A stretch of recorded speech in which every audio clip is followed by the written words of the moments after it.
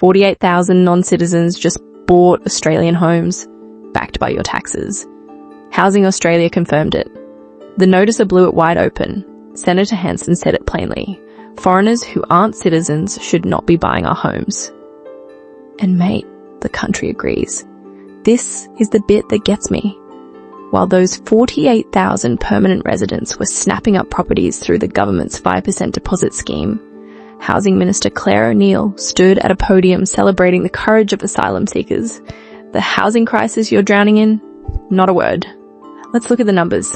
Since July 2023, those 48,000 non-citizens, 16% of everyone in the program, each had $10,000 to $20,000 in lender's mortgage insurance waived by the government. When those high-leverage loans default, the risk lands on you, the Australian taxpayer, your credit, underwriting someone else's home while you can't afford your own. And the deposit guarantee? That's just the surface. Wait until you see what they're not even checking. Overseas assets. That's what they're not checking. Not a single dollar.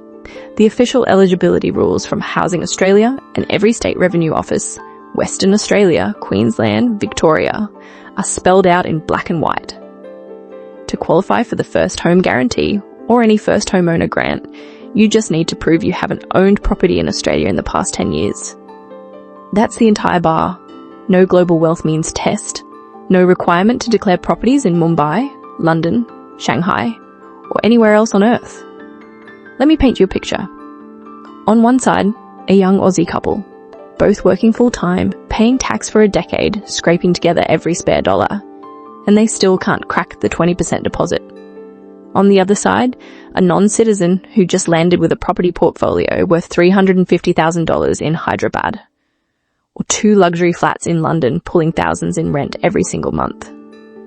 They sell those assets, or just don't mention them, walk into an Australian bank, and the government hands them tens of thousands in grants and underwrites their deposit at 5%. With your money. And mate, this is the bit that gets me. It's already warping the market. Cotality research from 2024-25 shows that once non-citizens entered the guarantee pool, eligible property prices jumped 3.6%. Comparable properties outside the scheme, just 2.4%. That gap is overseas purchasing power, turbocharged by your tax dollars, bidding directly against your kids. Do you personally know anyone pulling this off? Someone newly arrived who suddenly bought a house while sitting on properties overseas? Drop it in the comments, because we need to expose how widespread this cheat code really is.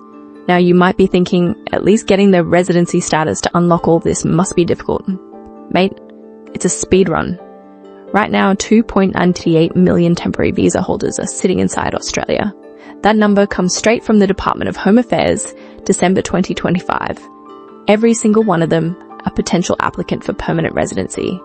And in 2025 alone, the government stamped 185,000 new PRs. That's 185,000 fresh passes to the taxpayer-funded housing buffet we just exposed.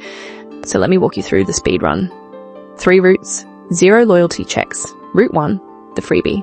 Be born in New Zealand, land in Australia. You're eligible. No waiting period, no integration requirement. No, do you actually care about this country? Passport stamp. Done.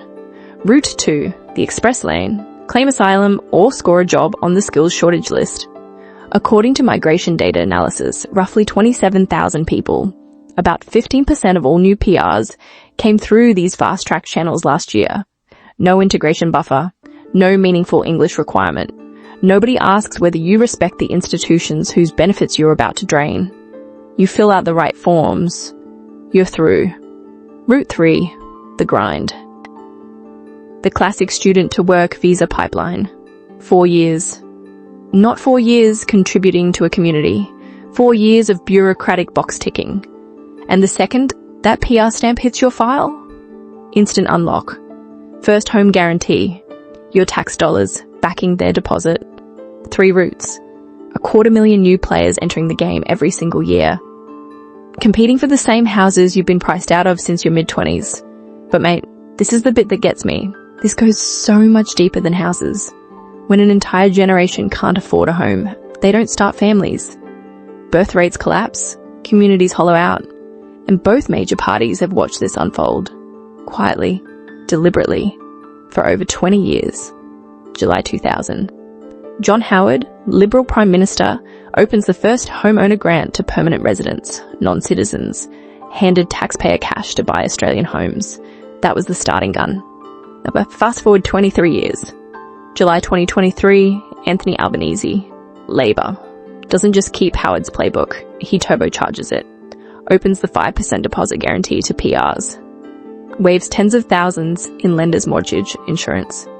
Your money, his gift to give. Liberal lights the fuse. Labor pours on the petrol. Two different parties, one formula. I call it the citizen sellout formula. A 20-plus year bipartisan relay race to prop up house prices by flooding the market with outside buyers. And mate, the cost of this cozy little arrangement goes way beyond your bank account. KPMG's chief urban economist Terry Rawnsley and ANU population researcher Liz Allen have laid it out plain. Skyrocketing rents and mortgage repayments are the number one reason young Australian families are delaying, or flat out abandoning, having children. Our national birth rate? All-time historic low. The lowest this country has ever recorded. Housing costs are literally stripping the right of young Australians to start a family. Now follow the chain. Because this is where it gets truly cold. Housing costs crush young families. So they stop having kids, birth rate collapses. Then the government turns around, straight face, no shame, and says we need bond dates, we need more migrants to fill the labour gap. More people arrive, they enter the housing market, prices push higher, and the next generation of Australians has even less chance of ever building a family of their own. That's a loop, a closed, self-feeding death spiral, and every single rotation tightens the noose on the people who were born here. Both sides of Parliament built the engine, wound it up, and walked away whistling. Policy failure? Mate, this is demographic replacement running on autopilot. Now, I know exactly what some people are going to say. But Sarah, PRs pay taxes too. They've contributed. Why shouldn't they get help? Good. Hold that thought. Because I'm about to take that argument apart at the seams. Let's get something straight.